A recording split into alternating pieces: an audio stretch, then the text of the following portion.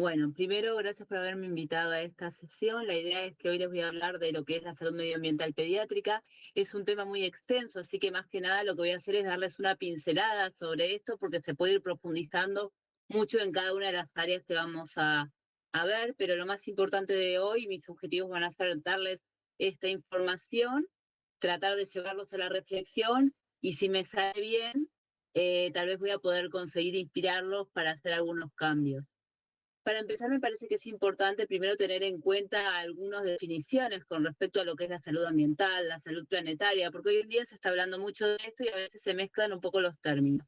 Cuando hablamos de salud ambiental, hablamos de un término que está bajo el paraguas de la salud pública, que abarca diferentes factores, esto es una clasificación, pero abarca diferentes factores y cómo pueden impactar en la salud del individuo. Pero sin embargo, también fueron apareciendo otras definiciones, por ejemplo, EcoHealth, que apareció hacia los años 90, que es la primera vez que se empieza a tratar también de la relación que tiene la salud humana con la relación del entorno, por ejemplo. Esta definición surge en Latinoamérica y ya en 1990 hablaba de la importancia de la sostenibilidad y la sustentabilidad.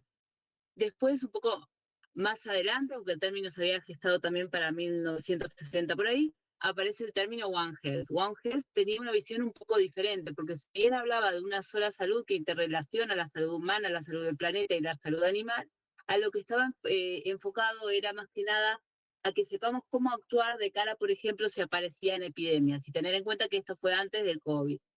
Y después, más recientemente, aparece un término que seguro también lo escucharon, que es el de salud planetaria o Planetary Health, que aparece en el 2015, es nuevito, y lo que habla es no solo de esta interacción entre la salud del entorno y la salud de las personas, sino también pone responsabilidad en las personas a la hora de cómo nosotros hacemos o utilizamos los recursos de la tierra, y nos pone la alarma de lo que nosotros usamos. Tenemos que hacerlo con conciencia tal que sepamos que tiene que seguir existiendo para el día de mañana. Pero más allá de la terminología que más le guste, lo interesante de este tema es que lo que habla es de esta interacción entre nuestra salud y la salud del entorno, del lugar donde vivimos, y la importancia de estar en un lugar más o menos sano para estar lo más sanos posibles. Esto no es un tema que se haya puesto de moda ahora, como les decía, hay diferentes agrupaciones que vienen trabajando sobre esto y vienen tratando de medir cuál es el impacto que estos factores ambientales tienen en nuestra salud. A mí particularmente me gusta este informe en el que divide algunas de las patologías más prevalentes en grupos y trata de analizar cómo impacta el entorno en este tipo de patologías. Entonces, a partir de acá se pueden sacar indicadores, se pueden sacar números, y esto, pese a que es previo al COVID, ya se estaba hablando que un 25, un 30% de la carga de mortalidad se atribuye a esta exposición ambiental, y que nosotros nos exponemos a este ambiente, obviamente, a lo largo de toda la vida. Lo que pasa es que el impacto que el ambiente va a hacer en nuestra salud va a ser diferente según la época en que tengamos la exposición, y también va a ser diferente según seamos hombres y mujeres, más que nada por el tipo de exposiciones que hay. Y también obviamente va a ser diferente según el lugar donde vivamos. También esta guía, este análisis es interesante porque evalúa cómo fueron aumentando o disminuyendo este grupo de patologías que les contaba antes en los últimos años. Y lo que es interesante ver que estos de naranja son los que van más en aumento, y justamente se deben a lo que son las enfermedades no comunicables o no transmisibles. Y si uno ve en qué países se produce hay más de estas patologías, es justamente en los países industrializados. O sea que esto va relacionado con que estemos viviendo, por ejemplo, en Europa, no nos salva de esta exposición ambiental. Esta imagen también es interesante porque nos está diciendo qué porcentaje de determinadas patologías se atribuye a la exposición ambiental. Y si ven acá, obviamente, las patologías, las enfermedades, los trastornos, los problemas que están asociados directamente con una exposición directa son los que tienen más porcentaje de atribución al medio ambiente, pero sin embargo hay otras patologías donde el porcentaje también es muy alto. Y esto se debe a porque esta exposición, nos guste o no, está por todos lados y es de diferente tipo.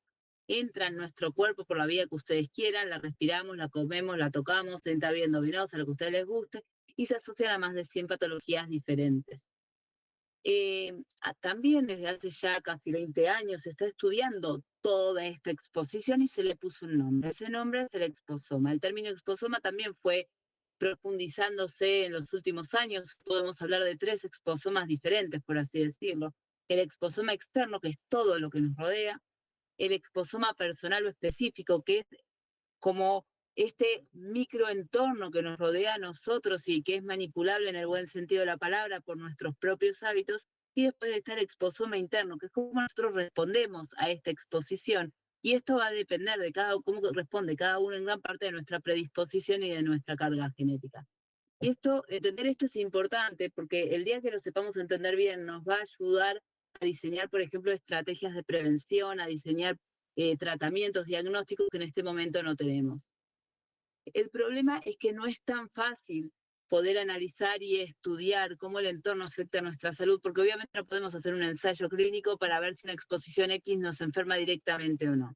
Entonces los estudios que se hacen en humanos son estudios transversales, caso control, cohortes, pero, como le digo, ensayos clínicos no. Sí se hacen observaciones también a nivel de medio ambiente, estudios ecológicos y mucho estudio también a nivel del laboratorio. Y gracias a las nuevas tecnologías podemos estudiar, pese a que no tengamos estos ensayos clínicos, qué está pasando fuera nuestro y qué está pasando dentro nuestro, y para esto tenemos diferentes tipos de métodos que están evolucionando gracias a las nuevas tecnologías de forma bastante acelerada. Pero sin embargo, si ven esta imagen de acá de la derecha, todas estas bolitas indican cómo interactúan esta gran cantidad de factores externos que tenemos en nuestra salud, lo que complica mucho el análisis. Además hay que tener en cuenta que nosotros esta exposición va variando con el tiempo. Además, muchas de estas exposiciones están muy correlacionadas y todo esto lo que hace es dificultar mucho el análisis, el estudio de todo esto. Pero, por ejemplo, a modo de ejemplo, les traje estos dos artículos en los que, por ejemplo, utilizando inteligencia artificial, podemos empezar a encontrar datos, empezar a encontrar información que antes por los medios de toda la vida estadísticos no los veíamos. Sin embargo, y pese a que parece tan interesante todo el tema de exposoma, esta es una búsqueda hecha ayer.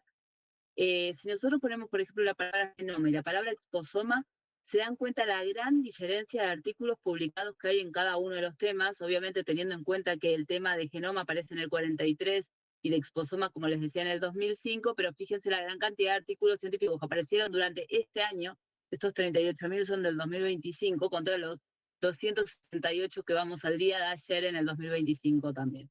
Por lo tanto, hoy en día se le está dando mucho más importancia al tema de la genómica que al tema del exposoma. Pero volviendo a lo que tenemos, que es cómo nosotros nos exponemos, todos estos artículos que se fueron publicando ya nos dan mucha información. Sabemos que nos exponemos al medio ambiente, a un montón de contaminantes que entran a nuestro cuerpo como nosotros querramos. Los comemos, los tomamos, los respiramos, entran por piel, entran por vía endovenosa, una vez que están dentro nuestro pueden pasar placenta, pasan a leche materna y eso hace que nos vayamos exponiendo a lo largo de la vida. Lo que pasa es que, como les decía al principio, no es lo mismo exponerse en una parte que la vida que en otra. Y la parte más peligrosa serían justamente los primeros 1000 días y la edad peripuberal. Y esto se debe a que obviamente que un niño que está en crecimiento tiene características diferentes a las que tiene un adulto. Un nene no puede controlar dónde está, un nene está más cerca del suelo, están en constante crecimiento, su sistema inmune es aún más inmaduro, respira proporcionalmente más aire, comen más comida, se meten más cosas en la boca. Todo esto hace que obviamente sea una población mucho más vulnerable. Y entonces acá lo que voy a tratar de mostrarles con este diagrama es que yo les dividí cada una de estas bolitas, eh, tratan de representar los diferentes sistemas o áreas de salud o sistemas del cuerpo. Y esto es lo que les decía, los diferentes factores ambientales, y entonces voy a tratar de darles cómo los diferentes factores pueden afectar a diferentes sistemas de nuestro organismo y qué patologías pueden producir. Esto, repito, es una clasificación, no es perfecta, ¿sí? Es solamente para empezar a ver en este poquito tiempo que tenemos hoy cómo estos factores no solamente van a afectar a un solo componente de nuestra salud, sino a muchos y la gran cantidad de patologías que pueden ir dando. Esto, como ven, es como lo van a ir viendo. Primero les voy a mostrar todas estas bolitas azules, vamos a ir hablando de cada uno de estos factores por separado para que vayan viendo, por ejemplo, con qué patologías se van asociando y acá a la izquierda pueden ir dándose cuenta a qué nivel del exposoma estamos hablando. Entonces, para empezar con uno, vamos a hablar con los factores químicos. Los factores químicos son los que yo me siento más cómoda porque yo trabajo mucho con lo que son disruptores endocrinos y justamente entrarían la gran parte dentro de este grupo. El problema que tenemos con los factores químicos es que hay factores de toda la vida, ¿sí? Que son los contaminantes históricos, que son los metales pesados, etcétera.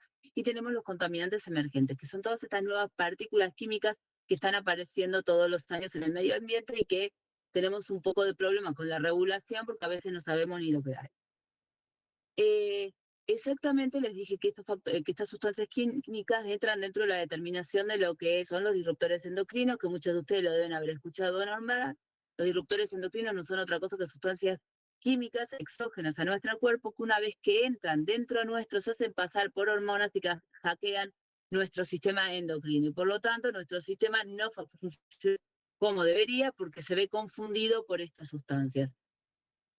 Estos disruptores o en general todos los contaminantes se pueden dividir, químicos, se pueden dividir en dos grupos, en persistentes y no persistentes. Y esto se los comento porque es interesante. Se debe a que sean persistentes o no persistentes en si nuestro cuerpo se lo puede sacar de encima rápido o no. Y si se lo puede sacar de encima rápido o no, va a depender si nuestro hígado lo puede metabolizar y sacarlo por orina, y además si estos compuestos le gustan las grasas, si son hidrofóbicos. ¿Por qué? Porque si le gustan las grasas, una vez que va por sangre, ve un poco de grasa, se mete ahí y cuesta mucho sacarlo. Cuestión, que los persistentes ya desde hace tiempo se saben que son mucho más peligrosos y por lo tanto están mucho más controlados por la legislación, mientras que los no persistentes no se les prestaba tanto atención y la normativa es un poco más laxa. El problema de los no persistentes es que al ser la normativa más laxa están por todos lados y nos estamos exponiendo todo el tiempo por más que sepamos cómo sacárnoslo de encima. También con respecto a los disruptores se saben muchas más cosas. Se saben, por ejemplo, hay un consenso de cuáles son las vías de acción. Un disruptor en una misma célula puede actuar de diferentes formas y dentro de los ejes hormonales pueden actuar de diferentes formas también. Y además, cuando se combinan entre sí, aparece lo que se llama el efecto cóctel, es que el efecto que pueden dar dos disruptores juntos a veces es diferente al efecto esperado cuando están solos. Todo eso se resume en que cuando se asocian a las patologías nos encontramos con un montón de patologías diferentes. Y no solo, pese a que se llamen disruptores endocrinos, nos encontramos con problemas en el sistema endocrino, sino que se los asocian a diferentes tipos de patologías. Acá ven el circulito azul y en naranja van viendo cómo se van pintando los sistemas que pueden estar afectados.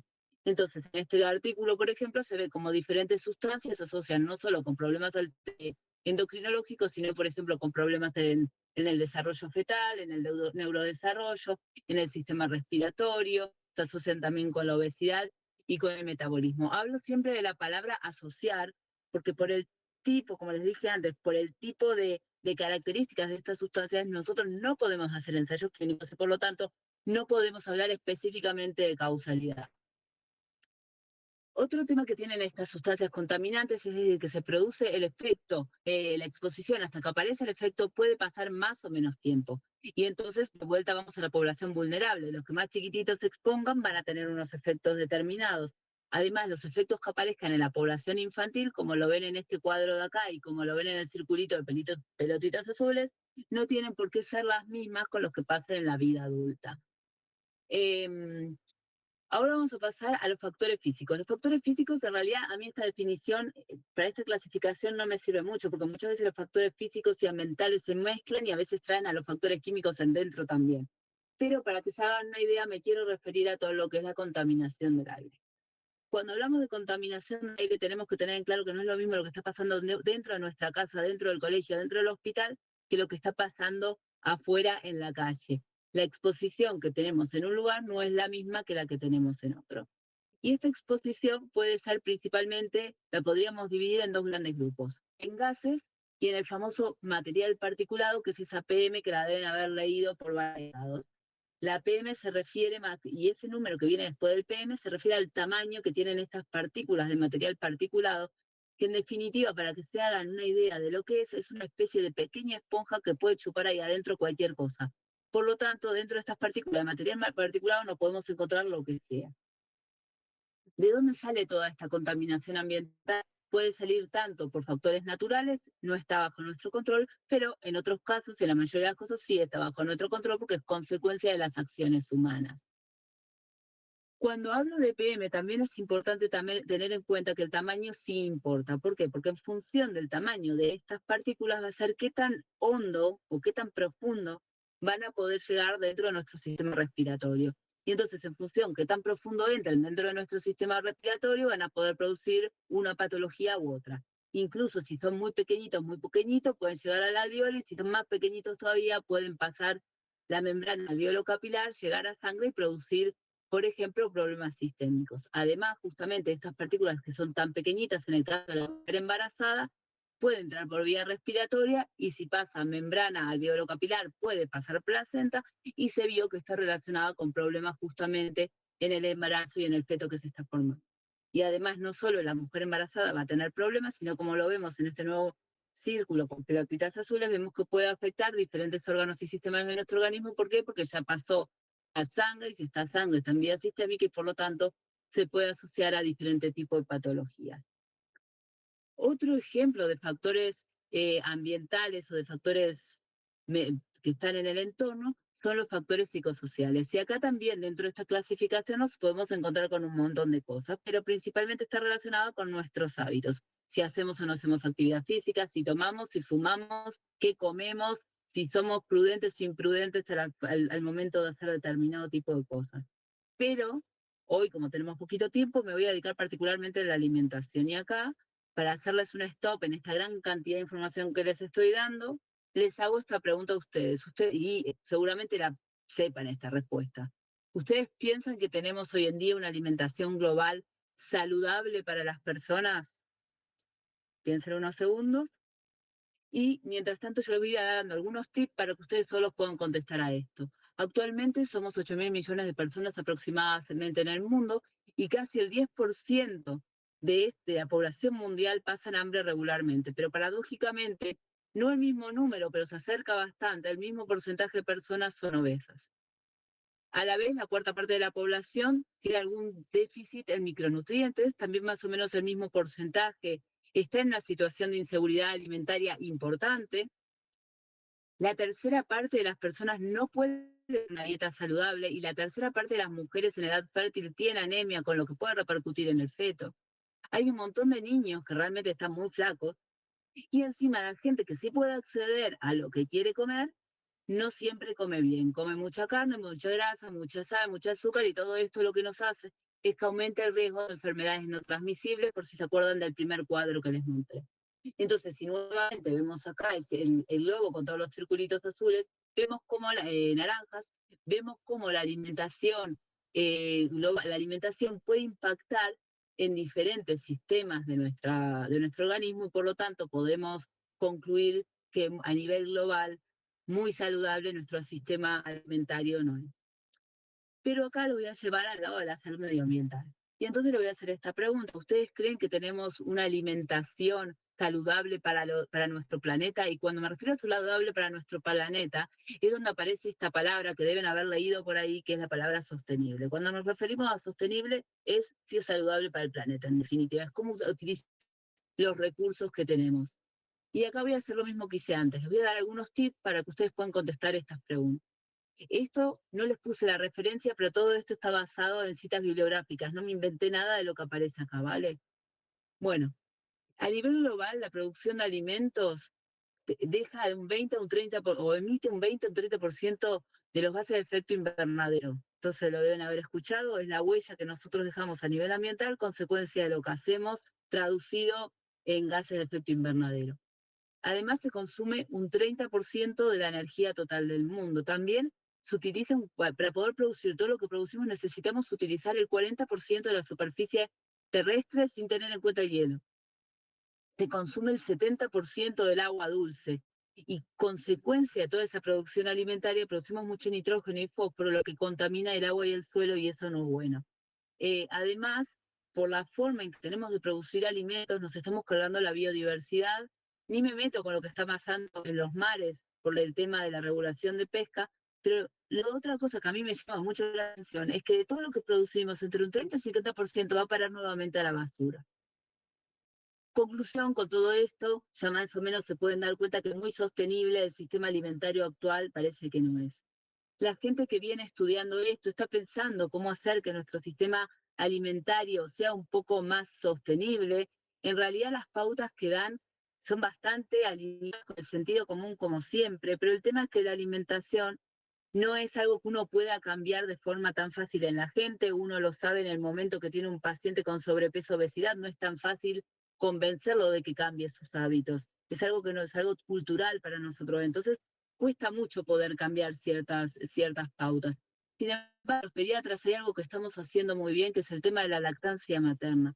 La lactancia materna es uno de los pocos indicadores que va en aumento con respecto a las metas mundiales que conciernen a la alimentación, ¿sí? Este indicador, si bien no llegó a donde debería haber llegado, si se dan cuenta, es el único que realmente aumentó de forma significativa, pero todavía parece que se podría hacer mejor. Entonces, después de decirles esto de la leche materna, obviamente no me voy a meter con todos los beneficios de la leche materna porque ellos los conocen mejor que yo, pero nos damos cuenta que no solamente es bueno para el bebé, para la mamá y para el vínculo, sino que también es bueno para el planeta. ¿Qué pasa cuando dejamos de tomar lactancia materna?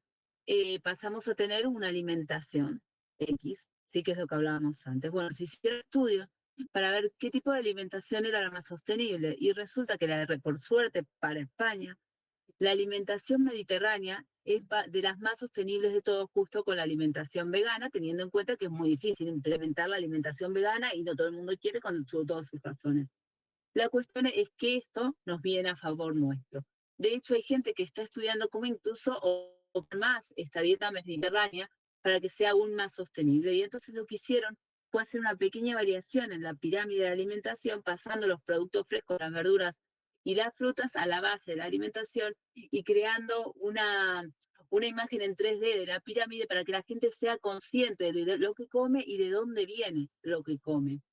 Esta imagen para mí es muy práctica a la hora de saber cómo tratar de tener una alimentación sostenible. Está tomada o está adaptada a una imagen del doctor Sabaté, que es quien trabaja este tema desde hace mucho tiempo, y la idea es que para tener una dieta o una alimentación sostenible, lo que tenemos que hacer es tratar de caminar para el lado verde. Nuevamente, el sentido común.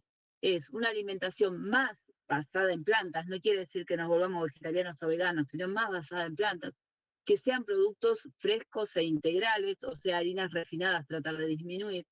Esto que todo el mundo ya sabe, porque lo escuché hablar un montón de veces, que sean productos de cercanías, pero también de estación, porque no me sirve nada de estar cultivando una fresa cuando no toca comer la fresa, aunque lo haga al lado de mi casa, y tratar de cuidar los desperdicios, de ver qué hacer con esto para no tirar tanto a la basura. Y acá, solamente por un tema de tiempo, les voy a dar dos pinceladas sobre el tema de factores biológicos y de factores ambientales, aunque repito que los ambientales y los físicos se mezclan. Cuando hablamos de factores biológicos, hablamos de todas las enfermedades transmitidas por vectores, por resistencia antibiótica, por epidemias, etcétera. Todo esto también entra dentro de lo que es la salud medioambiental. Y obviamente, si pintamos de naranja las bolitas de nuestro sistema, vemos cómo no solamente va a impactar en las infecciones, sino que esta historia también puede impactar en diferentes organismos, en diferentes sistemas de nuestro cuerpo. Si nos pasamos a los factores ambientales, que repito, se mezclan con los factores físicos, tenemos todo el tema de lo que pueden pasar con los problemas meteorológicos, lo que es el agua, lo que es la luz. Acá les agregué lo de e-waste, o sea, lo que es la basura electrónica, que es otro tema súper interesante para tratar. Todo esto también, si se dan cuenta, se me termina pintando todos los sistemas de naranja. ¿Por qué? Porque todo esto me puede impactar en diferentes partes de nuestro organismo. Conclusión, y ya llegando casi al final. ¿Qué hacemos con todo esto? ¿Cómo pasamos a la acción? Bueno, yo creo que una forma de resumir todo esto es pensando, y es lo que nosotros estamos haciendo en el Hospital de Arnau, esto tiene tres patas y tenemos que trabajar las tres patas, no sirve una sola. ¿Por qué? Porque todavía nos falta aprender un montón y para eso tenemos que investigar un montón. Pero, sin embargo, vamos haciendo las cosas, como les digo, en las tres áreas. A nivel de educación, tanto desde el Hospital Arnau como, por ejemplo, desde la AEP, desde la SEP, vamos haciendo webinarios, cursos, etcétera, para que la gente se entere, principalmente los profesionales o los sanitarios, se enteren de qué es lo que hay y qué podemos hacer al respecto.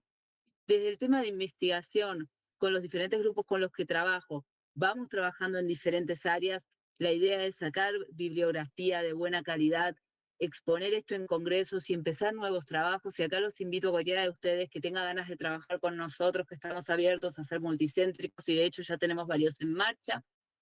Y por último, ¿qué podemos hacer en la clínica? ¿Qué es lo que ustedes van a hacer cuando cortemos esta charla? Bueno, hay que tener en cuenta que el tema de medio ambiente se mezcla un poco con todo, ¿sí?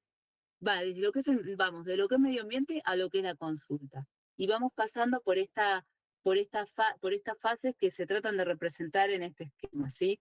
Por lo tanto, vamos a necesitar una parte de legislación que en cierta forma está fuera de lo que nosotros podamos hacer, pero nosotros sí podemos dar información a quien se ocupa de esta parte de legislación para que sepan el problema que tenemos. Otra parte que es la salud pública en sí, que todavía está un poco lejos de lo que nosotros podemos hacer en la consulta, pero también indirectamente estamos relacionados. Y después llegamos a lo que hacemos nosotros en la consulta. Entonces, como les decía, los estudios que tenemos, muchos de estos estudios no nos están hablando de causalidad. ¿Por qué? Por el tipo de diseño que tienen estos estudios. Pero sí nos hablan de que hay un riesgo muy grande, pese a que no tengamos una certeza científica total. Cuando pasa esto, existe lo que se llama principio de precaución, que es un término legal, no me lo inventé, está escrito, y lo que dice es que cuando tenemos un riesgo muy grande, pese a que tengamos toda la información, podemos intentar hacer cosas para tratar de prevenir esa situación. Y es acá cuando nosotros nos metemos con lo que dicen las diferentes instituciones de cara a qué medidas preventivas o qué recomendaciones podemos dar, pese a que todavía no tengamos del todo claro cómo está funcionando este tema. Las unidades de salud medioambiental, como las PGESU que empezaron en Estados Unidos, trabajan justamente en esta línea. Estados Unidos tiene varias de estas unidades. En España se empezaron a trabajar en estas unidades en Valencia y Murcia, después la segunda gran unidad apareció en Loloti. Acá en Lería tenemos bastantes personas que ya están trabajando no solo en el hospital, sino en el consultorio también, en los CAP, trabajando en esta línea. ¿Cómo podemos hacer para saber si nuestros pacientes tienen algún problema o no? Bueno, resulta que existen herramientas que nos van ayudando, aunque todavía no están totalmente validadas. La típica herramienta que se utiliza era la que se llama hoja verde. Ustedes le pueden poner un nombre que quieran, si no le gusta hoja verde, pueden llamarlo herramienta de screening, lo que sea, que el objetivo de esto es pasar una serie de preguntas de forma muy rápida, cosa que nosotros podemos detectar a forma de screening si hay alguna exposición importante. Justamente hace nada salió el protocolo que generó la Generalitat, en la que le da mucha importancia a esto y dice en qué momentos de la vida o del seguimiento de los pacientes tenemos que hacer preguntas relacionadas con esto. ¿Por qué? Porque cuando encontremos una, una exposición de riesgo gracias a estas preguntas, nosotros podemos profundizar en ver de dónde viene esta exposición y pasar a lo que sería la historia clínica ambiental. ¿Por qué? Porque pasa a ser de un screening que se hace en unos pocos minutos a algo que es un poco más laborioso y lleva más tiempo.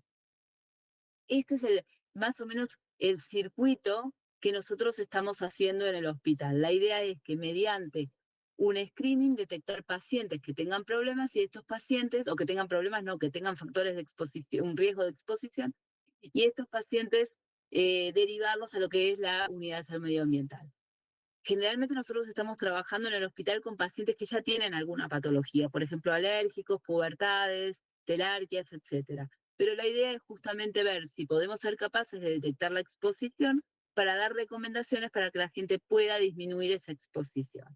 Y entonces ahora sí, para ya terminar, yo creo que lo que se puede llevar a casa de esto es que nuestra salud no depende únicamente de nuestra genética, aunque los estudios genéticos le den 20 vueltas al número de estudios relacionados con exposición, sino que la exposición también juega un rol en esta aparición de patologías. Pero lo bueno de todo esto es que en el fondo todo está bastante relacionado y todo es bastante coherente. Entonces nosotros podemos empezar a trabajar sobre esta área simplemente dando pautas de estilo saludable, que en definitiva es lo que hacemos en la consulta de niños sanos. Y bueno, con todo esto espero haberles dado información muy resumida sobre el tema, dejarlos pensando y tal vez, si lo hice más o menos bien, inspirarlos para empezar a hacer cambios. Y nada más. Con esto, acá les dejo mi mail, por si tienen interés en ponerse en mi mail personal, no importa porque es el que uso siempre, por si quieren ponerse en contacto con nosotros, estamos súper abiertos a trabajar con toda la zona. Y dejo de compartir así los veo.